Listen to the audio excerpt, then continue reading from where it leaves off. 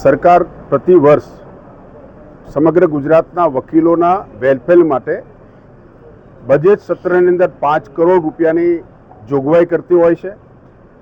છેલ્લા 3 વર્ષથી ભૂપેન્દ્રભાઈ પટેલ સાહેબની સરકાર ગુજરાતના તમામ વકીલોના વેલફેર માટે 5 કરોડ આપે છે અને આજે એ 5 કરોડનો ચેક સમગ્ર ગુજરાતના વેલફેર માટે બાર કાઉન્સિલ ઓફ ગુજરાતની ટીમને આપ્યો છે, જેનો અમે સ્વીકાર કર્યો છે।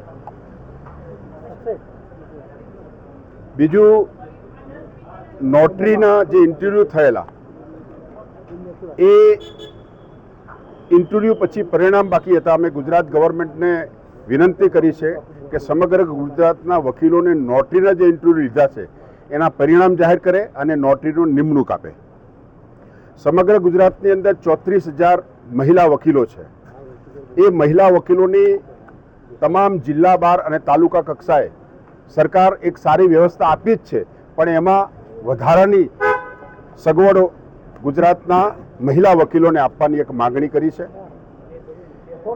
ત્રીજું, ઘણા સમયથી પોલીસ અને ગુજરાતના વકીલો વચ્ચે નાના મોટા સંઘર્ષના બનાવો બનતા રહે છે અને પોલીસ દ્વારા કેટલીક ઘટનાઓની અંદર ગુજરાતના વકીલોનું અપમાન થતું હોય છે।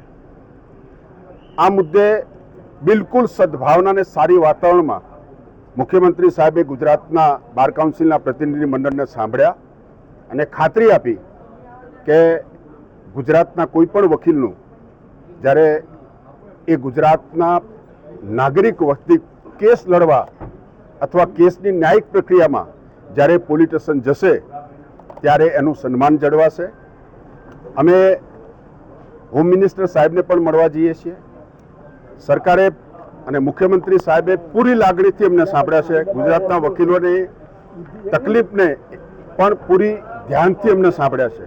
હું સમગ્ર ગુજરાતના વકીલો વતી ભૂપેન્દ્રભાઈ પટેલ સાહેબ, મુખ્યમંત્રી સાહેબનો આભાર માનું છું કે અમારી તમામ રજૂઆતોને સદભાવનાપૂર્ણ વાતાવરણમાં સાંભળી અને અમારા વડીલ હોય એ રીતે અમને સાંભળ્યા છે અને અમારી તમામ મુશ્કેલીઓને સદભાવનાથી બિલકુલ સારા વાતાવરણથી શ્રદ્ધાપૂર્વક એને સોલ્વ કરવાની અમને ખાતરી આપી છે। ભૂપેન્દ્રભાઈ સાહેબની સરકારે ગુજરાતના વકીલોને બહુ સાથ આપ્યો છે। પ્રતિ વર્ષે 5 કરોડ રૂપિયા પણ આપે છે।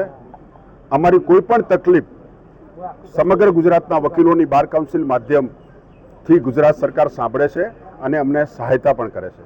આજે હું સમગ્ર ગુજરાતના વકીલ વતી ગુજરાત સરકારનો આભાર માનું છું કે અમારી તમામ તકલીફોને સાંભળી છે અને એને સોલ્વ કરવાની ખાતરી આપી છે। આભાર।